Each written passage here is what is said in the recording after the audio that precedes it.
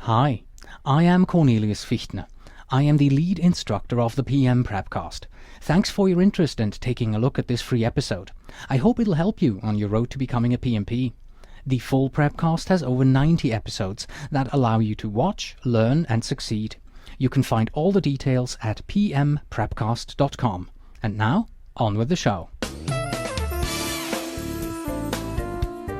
Welcome to the Project Management Prepcast, helping you to prepare to take the PMP exam with your host, Cornelius Fichtner.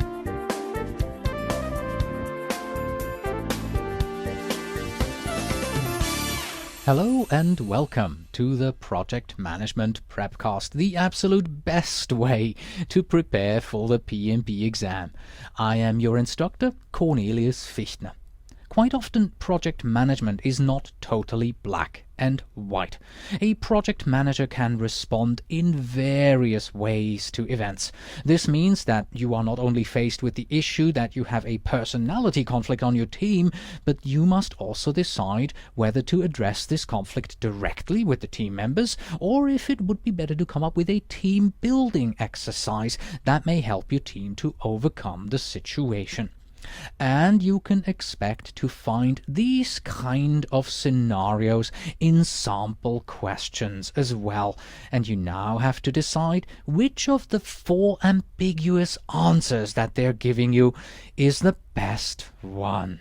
So, let's look at the learning goals for this lesson. At the end, you will be able to understand the various options you have on how exam questions can be approached. You will know who is always right, know the main characteristics of a project manager, and you will be able to determine if you are ready to take the exam.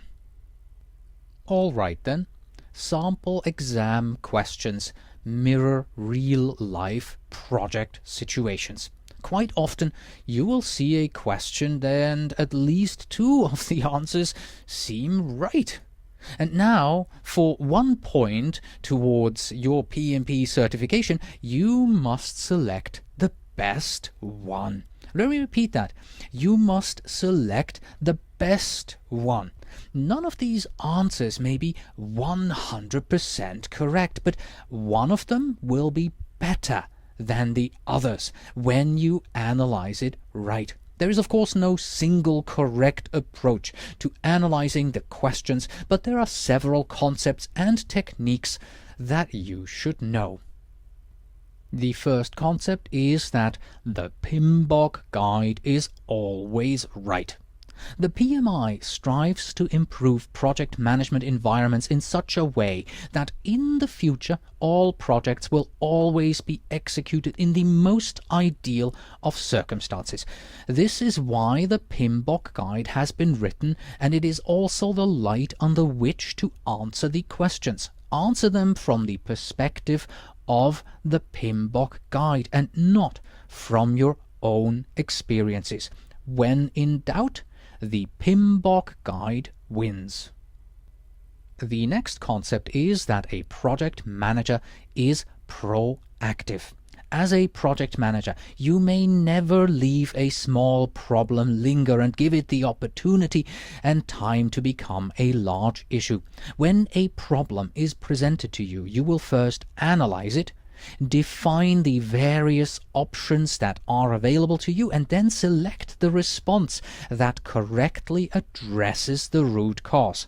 For the example that I used in the introduction, the better answer would therefore be to address the personality conflict with those 2 team members directly and not try and solve it in a circumspect way by holding a team building meeting.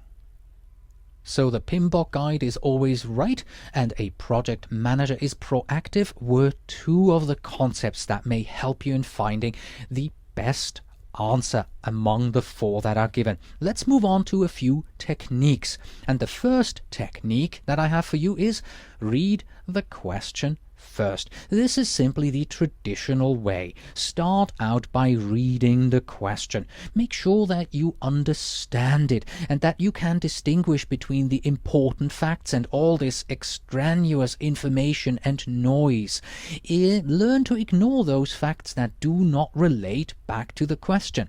Then read all 4 possible answers, and usually 2 of the 4 will very obviously be incorrect and can instantly be eliminated. Then weigh the 2 remaining questions against each other and make your choice. The next technique is to simply use your brain. Begin by reading the question, but not the answers. Now that you know the question, close your eyes and think. What do you think the answer should be? And when you are ready with your answer, then open your eyes again and read the answers. And more often than not, your answer is right there in front of you. Our third technique is to simply start bottom up.